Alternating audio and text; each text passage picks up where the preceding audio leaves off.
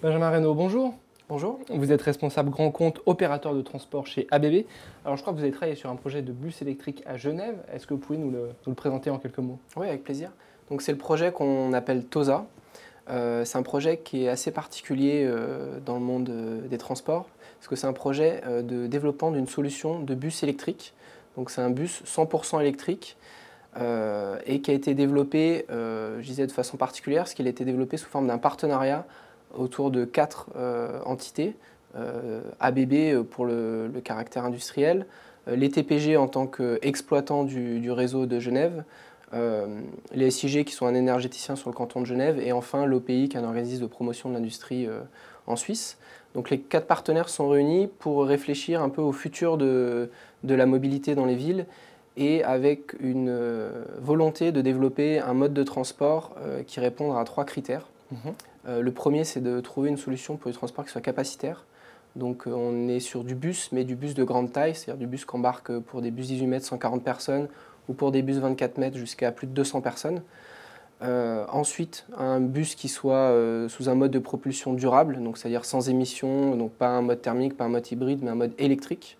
Et enfin, une solution de bus, d'infrastructure de transport, qui a un faible impact sur la ville. C'est-à-dire qu'on n'est pas à faire des travaux trop importants, à mettre des rails, des lignes aériennes de contact pour alimenter le bus, mais plutôt des infrastructures assez légères qui puissent se positionner facilement dans la ville sans déranger trop le tissu urbain. Quel était le calendrier de ce projet?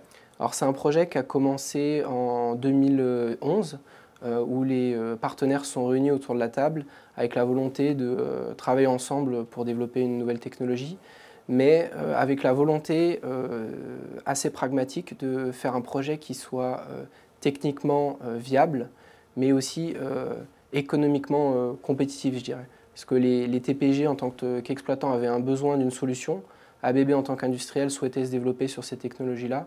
Donc il y a vraiment une volonté de faire quelque chose qui puisse être dupliqué et vraiment généralisé dans les réseaux de transport partout dans le monde. J'imagine que pour passer d'un bus classique à un bus électrique, il y a eu des choix technologiques. Alors comment fonctionne ce bus?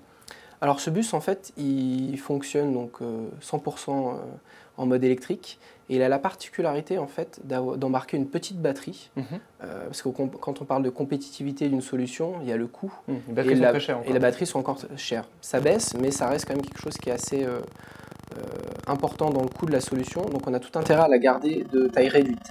Et pourquoi aussi on a intérêt à la garder de taille réduite? C'est parce que si vous avez une grosse batterie, vous mettez moins de passagers. Donc c'est oui, pour des transports, c'est mieux de mettre des passagers et pas des batteries. Donc une petite batterie. Une petite batterie. Pour la recharge, pour la recharge, parce qu'il faut quand même emmener votre bus tout le long de la ligne, on assure un service de qualité. Donc on va venir jouer sur le scénario de charge. C'est-à-dire qu'on va avoir une petite batterie, on va profiter de tous les temps masqués de l'exploitation pour venir faire de la recharge. C'est-à-dire les temps masqués, c'est le temps d'attente au terminus, et c'est le temps de descente et de montée des passagers aux arrêts.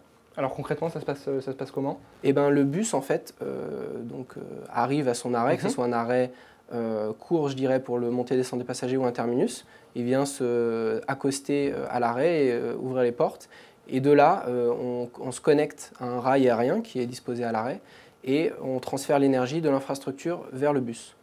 Donc au terminus, c'est de l'ordre de 3-4 minutes, ce temps de recharge.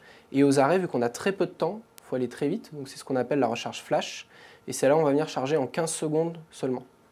Parce qu'on a très peu de temps, donc il faut transférer à très haute puissance pour avoir une quantité d'énergie qui soit intéressante. Bon, alors on a fait un petit peu le tour du propriétaire. Quelle va être la suite de ce projet? Où en est-il aujourd'hui et puis dans les prochaines années? Comment va-t-il se transformer?